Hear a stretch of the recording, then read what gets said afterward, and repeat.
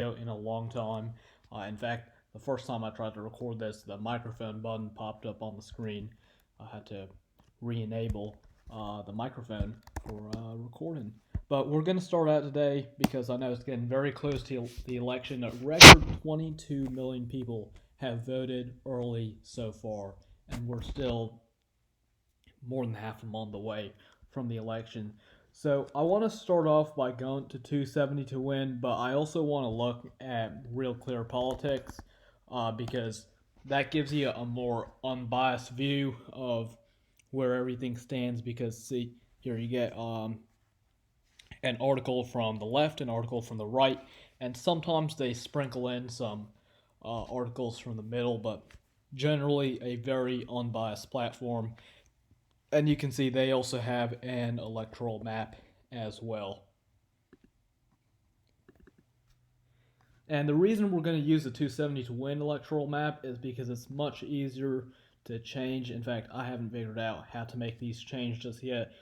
But this is going to give us a good starting ground. And then these are obviously, this one is based more on polls. And then the 270 to win is based on a consensus, which is calculated in an extremely complicated and unreliable way. So we're just going to throw out the census, and we can start with everything that was competitive in 2016. I think that gives us a good starting point. And you can see the stuff that's competitive, and then we can kind of go through where the polling takes us past there. Oh, well, let me edit this. All right, yeah, let's. You know what? We don't even need the tilt right now. We don't even need the tilt. We don't need the third party. Third party hasn't won any electoral votes for half a century. But we can kick it off with stuff that's kind of likely to go one way. And I think New Mexico and Colorado, with all the immigration and the laws surrounding decriminalization of marijuana, these are definitely going to be in the kind of lean, likely Democrat column. They're not 100% blue. As you can see, those were competitive in some sense in 2016. Nevada is the polls right now are pretty. They're actually more favoring Trump because this is supposed to be a Democratic state. But as we know, the polls aren't accurate. The polls actually had Trump ahead in Nevada in 2016, and Hillary won Nevada. The polls had Trump behind in states like Michigan and Wisconsin. Trump won those. So the polls don't really represent the electorate because what you have is pollsters want people to respond. And they go out, they put an ad on your screen. As you can see, there's ads on the side over here. They put an ad on your screen or on social media, or they give you a call. But basically, the pollsters come to you.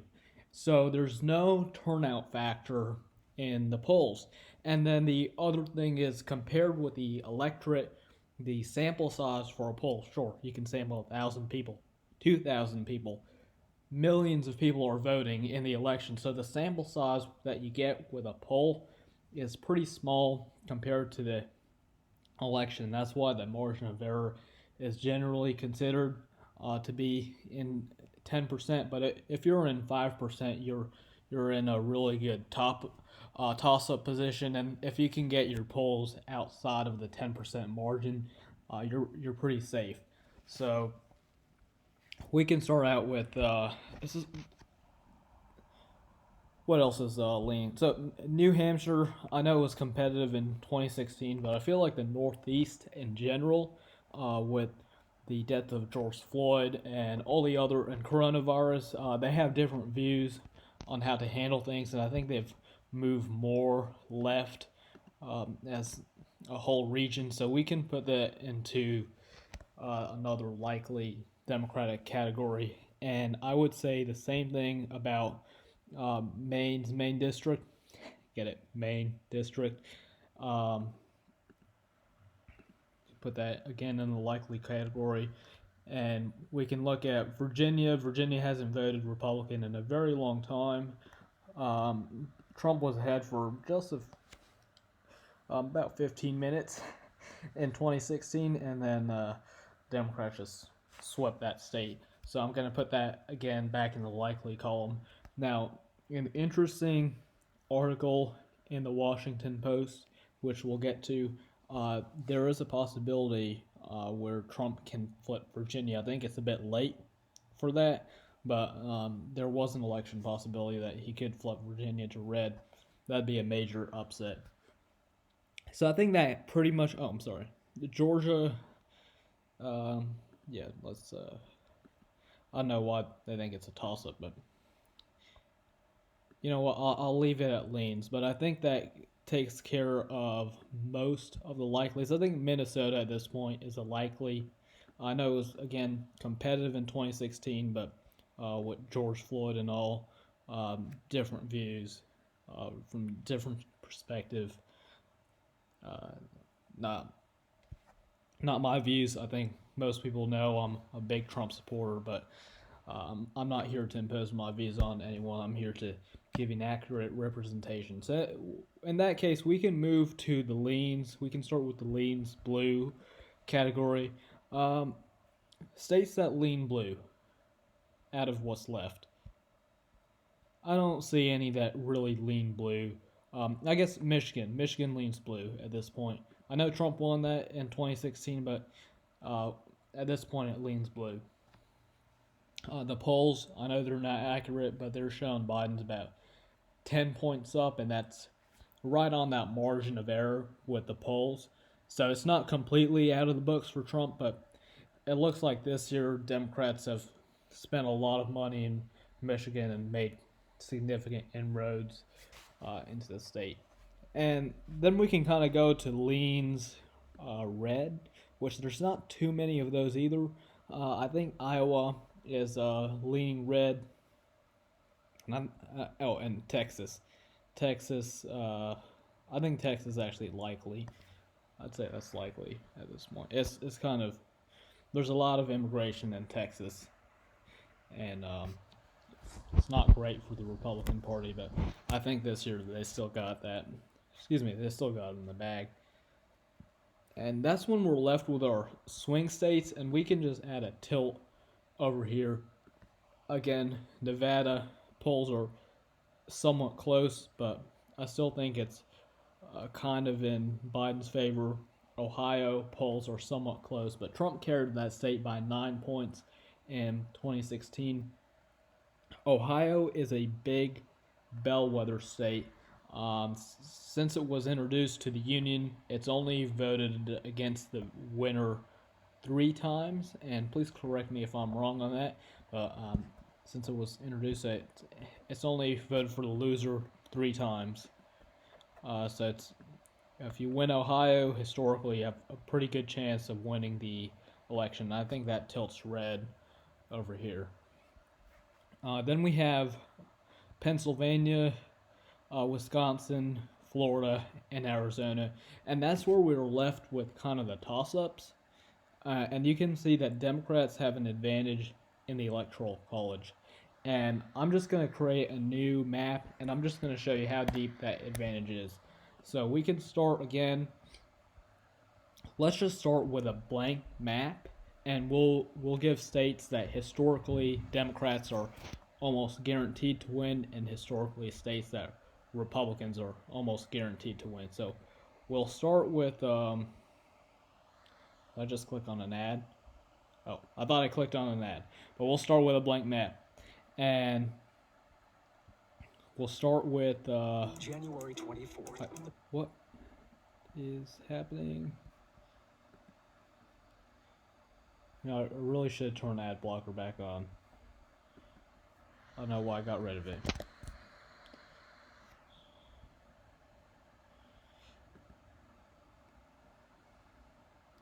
So let's go back to a blank map again, and we'll start with Democratic states. These are easy wins. There's no campaigning required. You don't have to campaign in New York, California, Oregon, Washington, and For some reason, my computer's being extremely slow. You don't have to campaign in Vermont. Bernie Sanders does that for free.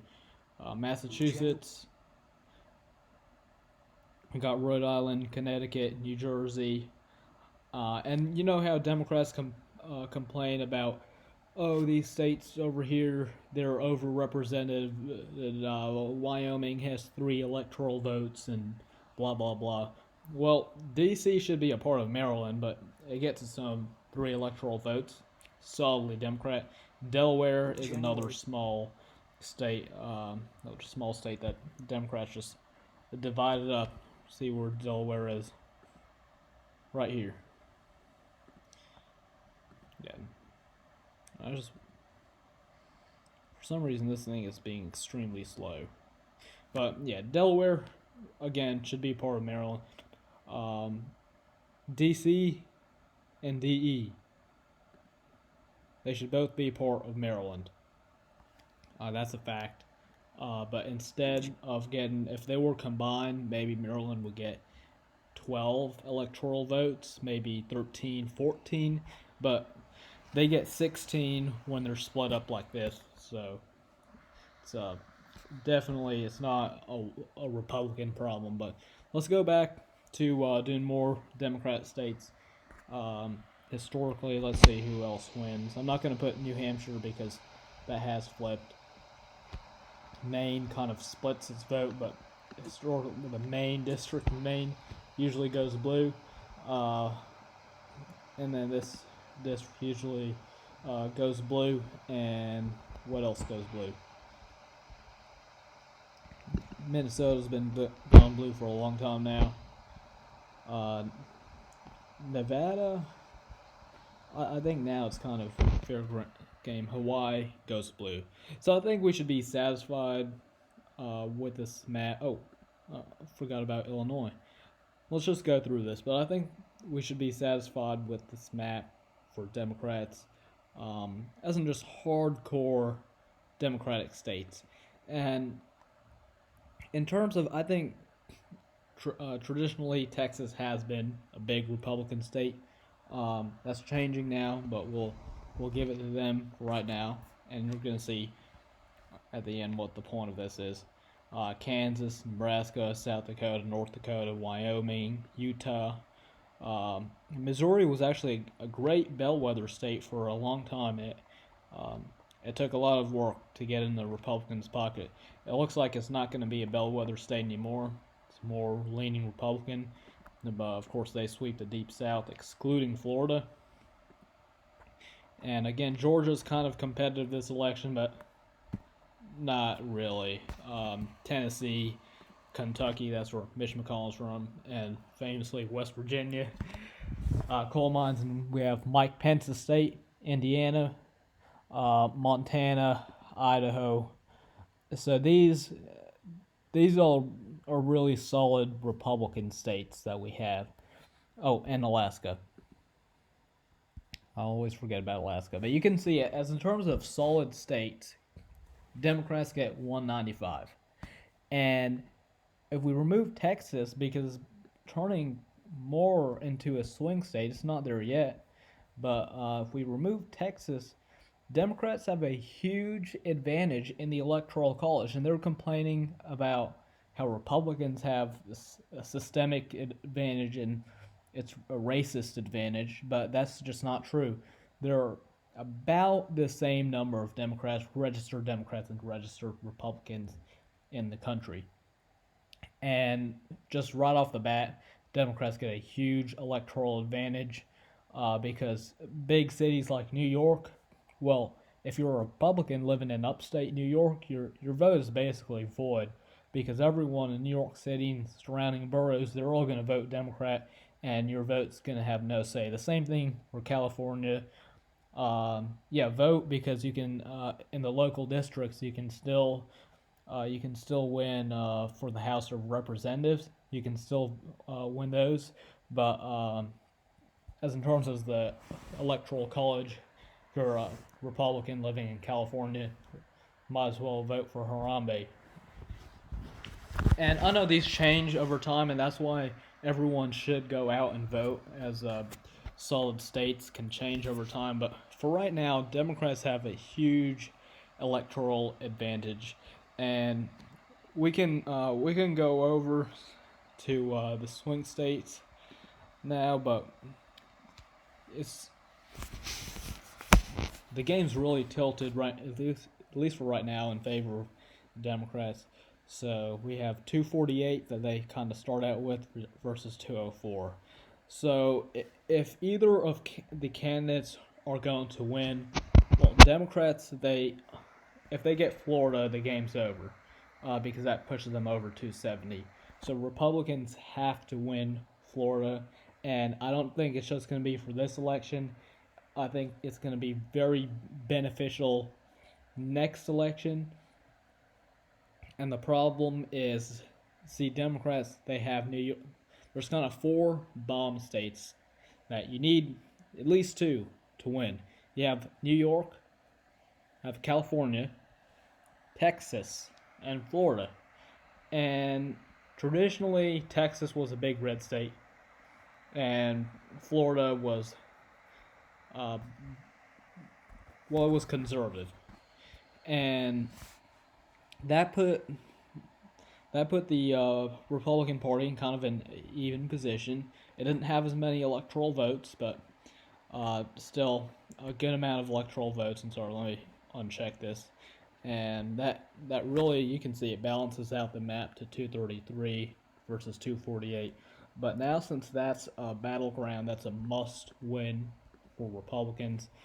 And what the strategy is, the thing is, there's 4 states left over here. Republicans need to win 3 of them. They can win. We'll go from the highest electoral count. It doesn't matter how you do it.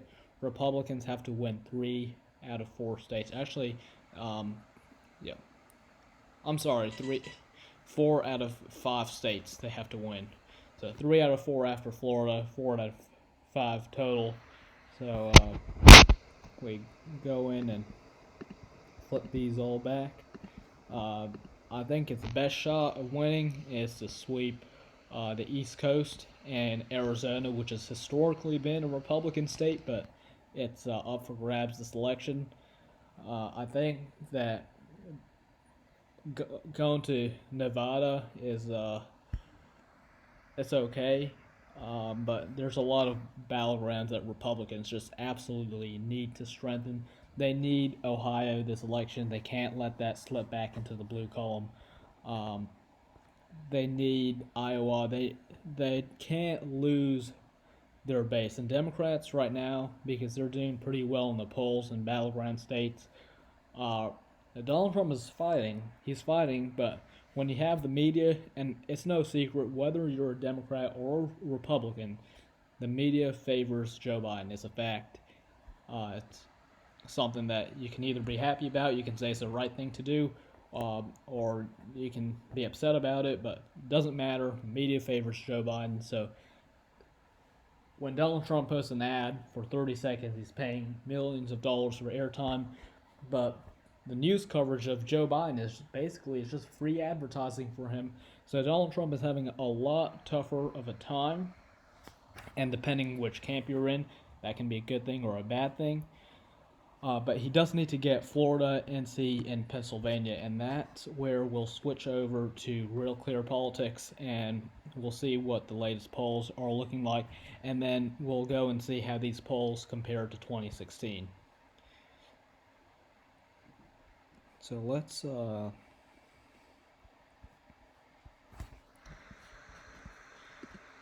to polls.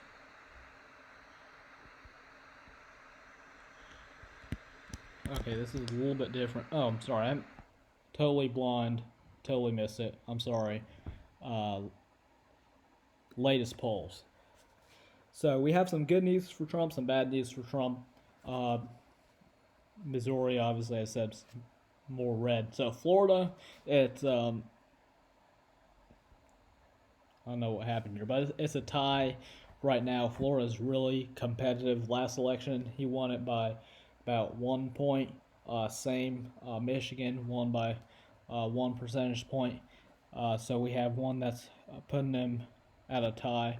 We have Trafalgar, which is actually putting him up in Michigan, but sorry, Trafalgar's not the most reliable polling organization. They did get the polls right for a few midterm races, but besides that, they oversample Republicans, which is good if you think the kind of hidden vote is Republican, but otherwise it's not the most reliable method of polling. North Carolina, we have Emerson polls, which generally they're okay. We have them tying North Carolina again, another big battleground. Cooper, our governor's race. I live in North Carolina, so Cooper is only at 50%. And if you go back and see, Cooper was up. He was up 64%, 60%, 55%. He's dropped down. Dan Forest has really put the lead, grabbed the lead away from him, and now it's more competitive. It's within that 10-point margin of error. President Trump job approval. I know why people don't like Rasmussen reports, but they're turnout based. Kind of, I'm not sure how helpful turnout is in approval, but their turnout based polling method. It's been pretty accurate in the past, and they haven't failed any fact checks at all. The same cannot be said about CNN and the New York Times. So it's really a good polling organization. Haven't had any problems with it.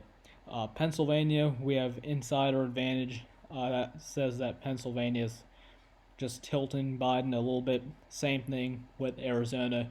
Again, 3 points is nothing. Up here, 1 point lead, that's nothing. That's totally within the margin of error.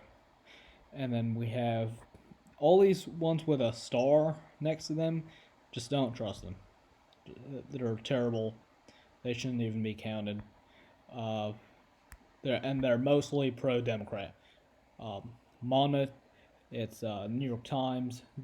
They're a liberal newspaper. That's a fact. So if you see something with a star, don't count on it. The same goes for Trafalgar, which is Republican biased. Let's see. But we can go and actually see the battleground states. Let's go and see the polls in Florida. Recent polls show, again, Trafalgar puts Trump up to the Hill and Harris X. The Hill is an okay polling organization. They have a high margin of error. They come out with lots of polls that say lots of different things. Fox polls, insider advantage. They're actually pretty down the middle, but I haven't seen too much of a problem with them because they put Biden up in a lot of different races that other polls put, other like right-leaning polls put Trump up. So they're really Fox News. I think that there's content for everyone on Fox News. It's a news channel I watch, but obviously a lot of people think it's people who watch CNN probably think Fox News is like Breitbart. So respect everyone's opinion on that. But basically, after we take the average, Biden has a 1.4 point lead. Again, that's nothing. That's nothing. It doesn't matter. We can go to Pennsylvania, another very important one. 20 electoral votes on the line in Pennsylvania. It says Biden's up 5.6, but again, that's within that 10-point margin of error. Clinton was up like 6 points in Michigan. Obviously, lost that. Quinnipiac, another terrible polling organization. Changed research D. If it has a D or an R, it has a significant bias against it. Don't trust those polling organizations. But you can see it kind of comes out to 5 points. But the most interesting part, actually, I have one more interesting piece tonight. But we can take a look at where the polls are for this election versus 2016. So if we go to polls and fade on fades 2016, and we go to that's favorability. So that's how people kind of think are gonna win. So we can go to top battlegrounds 2020 versus 2016. And what we have is Trump is up nearly 1 point in the battleground states from where he was in 2016. In 2016, if you remember, they were saying Trump is doomed. And Trump is doing better in 2020 than he was in 2016. We're having record voter turnout. And there's no telling which way the race will go this time. 22 million people already voted. I think that's quite a bit of people. I think by election day, I'm estimating maybe our turnout could be as high as 200 million people who go out and vote, and we'll see about the mail-in ballots. And yeah, so we'll see. Biden is up 4.5 in top battlegrounds. Clinton was up 5.2. So again, about a point better. Trump is doing this time. So it's really a toss-up, but I think the strategy is you gotta, for let's say for Biden, the strategy is pour all your money into Florida. Forget about Nevada. It doesn't matter. Trump can win Nevada. Let's give it to Trump. All right. He can win Nevada. But if he doesn't win Florida, the Democrats they get over that they get that 270 line. It doesn't matter. Once you get Florida, the race is over. It's a small margin. It's 271. You have two faithless electors that could cause an issue, but that's assuming they win Florida and nothing else. They could win this district over here in Nebraska.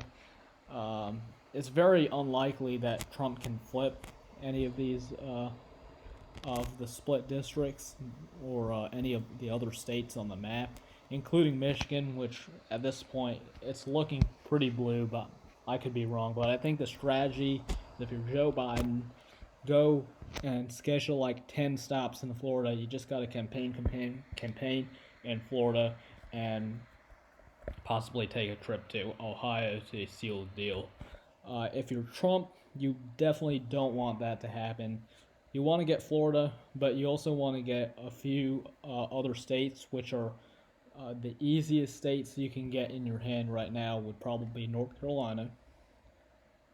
That's leaning. And then Arizona and Pennsylvania. If you can get these kind of 4 states in your line, that pushes you to 285. That's a healthy margin.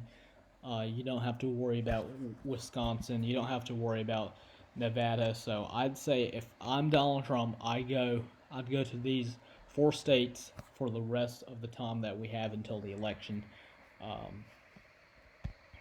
And also that early voting started in North Carolina as well. So you really want to, this is kind of your last chance to change people's minds and get them out and vote.